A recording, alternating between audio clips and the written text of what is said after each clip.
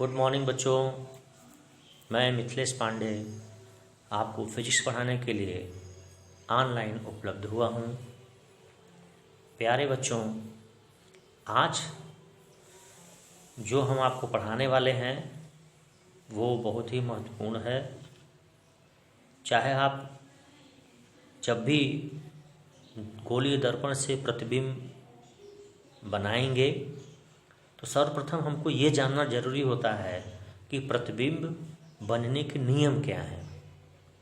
जैसे आप अभी देखोगे कि दर्पण के सामने हम वस्तु को कितनी दूरी पर रखें तो कैसा प्रतिबिंब, इतनी दूरी पर रख रहे हैं तो ऐसा प्रतिबिंब, दूर ले जा रहे हैं तो इस तरह से प्रतिबिंब बन रहा है, नज़दीक ला रहे हैं तो उस तरह से प्रतिबिंब बन रहा है। उसी तरह से उत्तल दर्पण के लिए भी यहाँ पर हम लोग देखेंगे कि गोलीय दर्पण द्वारा प्रतिबिंब जो बनता है उसके रूल क्या है। अच्छा, तो सबसे पहले बेटा जैसे प्रतिबिंब देखो बनेगा कब।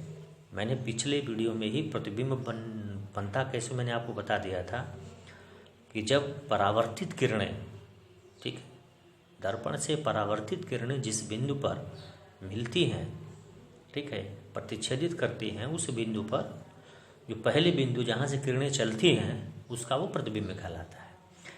या मिलती हैं या फिर उस बिंदु से आते हुए प्रतीत होते हैं। तो यहाँ पर ये जान लीजिएगा बेटा कि प्रतिबिंब तब बनेगा जब कम से कम दो परावर्तित किरणें एक दूसरे को प्रतिच्छेदित करनी चाहिए। एक केवल परावर्तित किरण है तो एक परावर्तित किरणों से प्रतिबिंब नहीं बनेगा। कम से कम दो परावर्तित किरणें प्रतिबिंब को बनने के लिए, यानी उसका जो प्रतिबिंब की स्थिति है, जो बिंदु है, उसको ज्ञात करने के लिए हमें जरूरी होता है। तो चलिए हम लोग देखते हैं कि इसके नियम क्या हैं।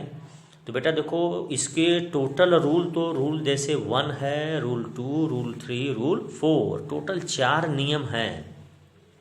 और 4 नियम से हम लोग 4 रे खींच सकते हैं, 4 परावर्तित किरणें बन सकती हैं। 4 परावर्तित किरणें आप 4 नियम से बना सकते हो। लेकिन आप, चूँकि हमें मालूम है कि प्रतिबिंब बनने के लिए कम से कम 2 या तो एटलीस्ट 2 परावर्तित किरणें होना चाहिए, तो इस 4 में से कोई 2 भी आप यूज करोगे तब आपके प्रतिबिंब की स्थिति पता चल जाएगी, प्रतिबिंब बन जाएगा।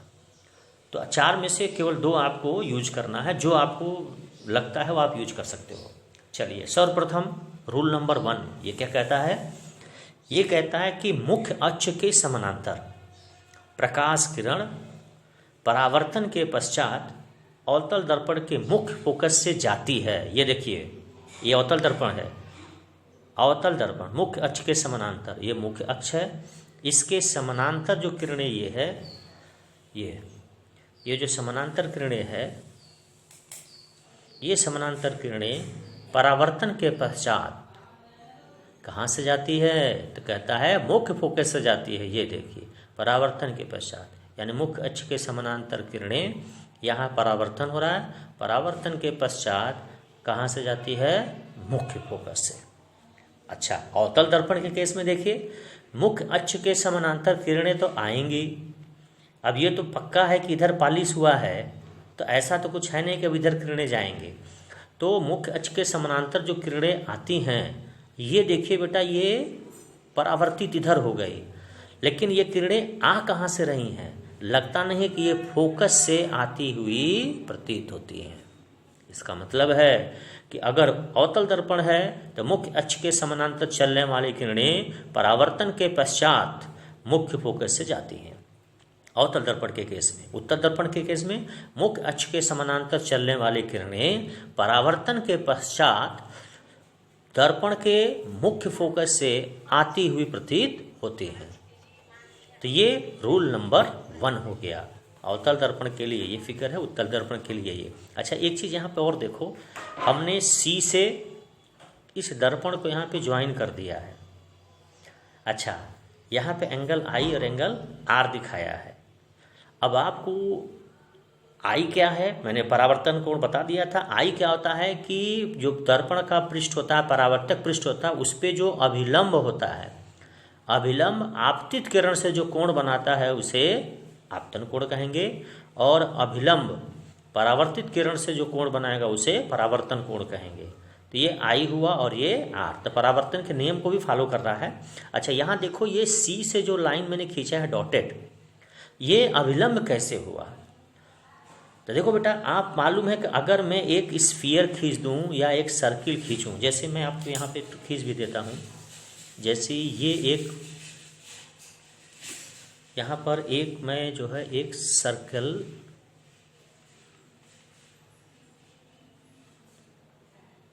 ये देखो अच्छे से चल नहीं पा रहा है, ये जैसे ये सर्किल है, ये इसका हो गया सेंटर। जब भी आप सर्किल से कोई भी ये त्रिज्या ऐसे खींचोगे तो यह बेटा पृष्ठ पे लंबवत होता है, यहाँ से भी लंबवत निकलता है, ये 90 डिग्री होता है, ये 90, कभी भी कहीं से भी यहाँ से भी निकलोगे तब भी लंबवत। इसका मतलब अगर कोई भी, अब यही तो दर्पण का पार्ट होता है, अगर केंद्र से, वक्रता केंद्र से कोई भी रेखा आ रही है तो वह परावर्तित पृष्ठ पे क्या होगी? लंबवत होती है, परावर्तित पृष्ठ पे लंबवत होती है।